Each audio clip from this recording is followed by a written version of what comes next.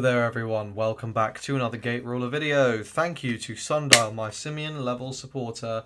As you can see from the title, from the thumbnail, today is another very popular deck that a lot of people want to know how I've made. Probably, I don't know, I like to think people give a shit about my opinions. It's the sort of vain person I am. Let's get started with the deck profile. This is going to be for yellow red Genesis, which I said in set 1 I thought was the way to go, but come set 2 is definitively the way to go. So this is a deck that is very strong. It doesn't have everything. It's just missing one card to really be in its final form, but like it's probably the best Knight deck in the format. You know, certainly going off Japanese results, the deck is good. This is probably not the perfect list, but it's a list I've been having fun with and I enjoy.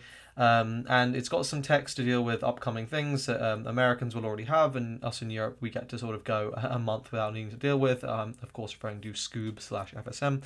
And you get to play one of the most beautiful cards in the game. I mean, look at that thing. Like, yeah. Let's get started. So I'm going to start with the Genesis summoning targets, because I think that's sort of the big thing. What are you making? what are the things in your deck that you're making so big? So one Mag Various, Legend, it's Mag. I think everyone kind of knows why this card is so good, so I'm not going to sort of harp on about it. You all know this card is absolutely mental, like game-changing, very strong. One copy of AiboVault. Why am I playing this? Well, it's 7 attack, it has breakthrough, and it heals on entry, so you know, lots of good things there. Yeah, it does heal on entry. I don't know why for a second I thought it didn't. I thought I was going crazy. It does, yeah. So this is one of those cards that's very nice against Spaghetti Monster, but 6 HP is it's decent. It's not the best. It's a very annoying card when your opponent plays it. That's for sure. The 6 HP makes it highly susceptible to a zap though. So it's just one of those things you have to be aware of. But yeah, obviously card is very good. Yeah, it's just a strong card. One copy of Honoi Kazuchi. Why the hell am I playing Honoi Kazuchi? Well, same kind of deal. This is like an 8 attack unit, but more versatile. So this can also out like FSMs and such. Being 8 attack also means that it'll out a lot of the 5 HP stuff your opponent's going to flip a +3 HP thing on. And it also means that you can split damage up because it's a 3 burn. For those of you who don't know, you might actually not know what this card does because it hasn't seen a huge amount of play. But you can like split 3 damage amongst whatever you choose. So this can actually be like a full board clear. Hopefully, will that focus? Focus, please. Focus on the card. Focus on the cards. Okay. Well, you know, we'll sort it out. We'll sort it out. There we go. Yeah. So yeah, I think this is just a very nice option. That's why I only play one of it. You don't need it every game, but it's just a good option to have. And hence why it's there. Now, 2 copies of a new target, which is a Narui Kazuchi. So what does this card do? Well, when it attacks, you choose an enemy of level 1 or less and destroy it. So that's a very powerful effect. And it's an instant action once per turn, or once per opponent's turn. You can choose a level 0 enemy unit and destroy it. So very powerful card. Of course, how useful it is going to depend on the deck. But yeah, this is like just very solid. Yeah, good card is good. And the final targets I play are 3 copies of probably the best new card the deck got, which is, it is absolutely crazy. So this is Ormagatsuhi. His ability is Magatsu Storm. When it attacks, either pop a set or exhaust an opponent's resource. This is such a versatile card. With being 6/6 means it's going to be very annoying to deal with. Of course, susceptible zap, but you know, everything is. So that's the same sort of deal when I was talking about AiboVault. Like, there's only so much, you know, you can give credit for that to. The fact this is 6 HP means it's above that 5 threshold that a lot of stuff hits. It's going to be a bit annoying to deal with most of the time. It's got 6 attack, which means it can actually remove quite a lot of stuff. And it's got a very annoying ability. There's a reason why this is a copy we play most of. You don't need 4, but you could play 4. I don't think anyone would fault you for playing 4. But it's just very, like, I want all these options. I want to be able to access all of them, so that's why I do them. When this deck gets like a like something like return 2 cards from your drop, like the bottom of your deck, like 2 dragons or something, and then like draw something, or just even a way to return, it's going to be insane.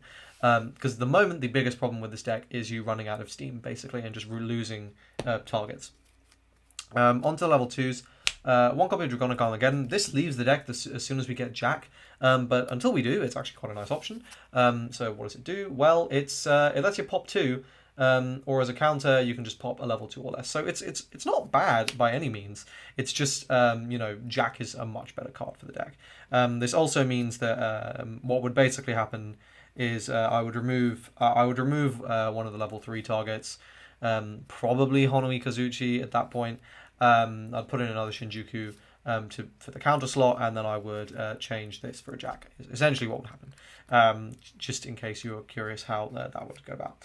So that was a legend. Speaking of Shinjuku, I'm playing 2 copies of Shinjuku and 4 copies of Astromancy. You want to draw, and you play plenty of ways to untap, so it's not a massive deal that you play this many of them. Yeah, you definitely want to be drawing in this deck a lot.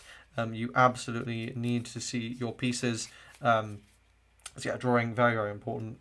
Playing a lot of those. 2 Shinjuku just because of the sort of counter space being a bit restrictive. Otherwise, like as I said, I would play more, but it's difficult. 4 copies of the new Genesis Summoner Alketa. What does Alketa do? Well, it is a 1/4, so 4 HP is obviously very nice. The counter is garbage, but it's just balancing. So standard action, you Genesis Summon, it's Warrior or Mage. If you do, Special Summon, blah, blah, blah. But then you draw, and until the end of the turn, your summon cap becomes 3, so you just get to shit out more things. And you can treat any of your level 0 warriors in play as level 1, which is really, really, really nice. So this card is a very, very important piece of the deck, and you can see a lot of the deck is actually constructed around with that in mind, because you only actually play 1 target really for Shiori. Speaking of Shiori, of course, 4 copies of Shiori. I think this is probably the best looking full art in set 1, incidentally. You all know why this card is amazing. Just plussing is ridiculous. I play double Melroy. I'm seeing a lot of decks not playing Melroy. I don't really understand why. I think this is very good, especially in this deck where you're drawing a lot. You're playing those level 2 things. This is a card that's like they can't deal with this except through effect damage. So what this says is when it's in attack zone, it cannot be attacked, and it cannot be chosen by the ability of unit cards. So the only way they can deal with this is like a Zap Zap Zap or something, and then they're using a Zap Zap Zap on a Melroy. Like, come on. So this is really, really nice, because it's just going to be every single turn, just untap, untap, untap, untap. Yes, you do lose access to that zone, but it's really not a massive deal, because what you can just do is, firstly, it refunds itself the turn you play it, and then the next turn you can just play something, tap, untap, and then just remove it, and then you've done, like, I would say, like, that is... just getting 1 additional untap from this is like more than worth the investment. But like every turn you can justify keeping it around, it's just better. It's a very, very powerful card. On to the level 0s. 4 copies of Ragdoll. This is one of the best counters in the deck. Basically, it's a 3 HP beast, and it's just gonna counter. You're gonna play it. So special summon it. Obviously, you're going to dump it into the defensive zone with 3 HP. It's a familiar, and as a standard action, you can make it level 1. So this is everything Shiori wants, and more. Yeah, this card is incredible. On to some very, very, very strong cards for the deck here, which is going to be these 4 that are kind of serve the same purpose. So what are they? Well, let's have a look at both of them, just so you can see there. They are both warriors, they are both military, they are both 5 HP. Well, I'm covering up the stats. Yeah, I can processing things.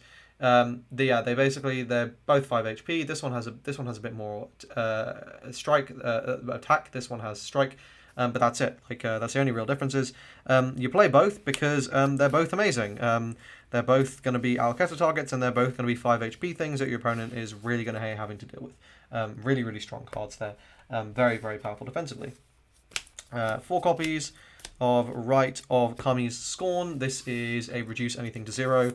It is now hard power crept. in this deck the level 1 starter deck counter. There's for Volnar absolutely no reason to ever play that card again.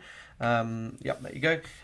Quadruple of this card, which is an untapper, but also a level 0 warrior, which means you can make it a level 1 and suddenly Genesis away with Alketa, making it even better.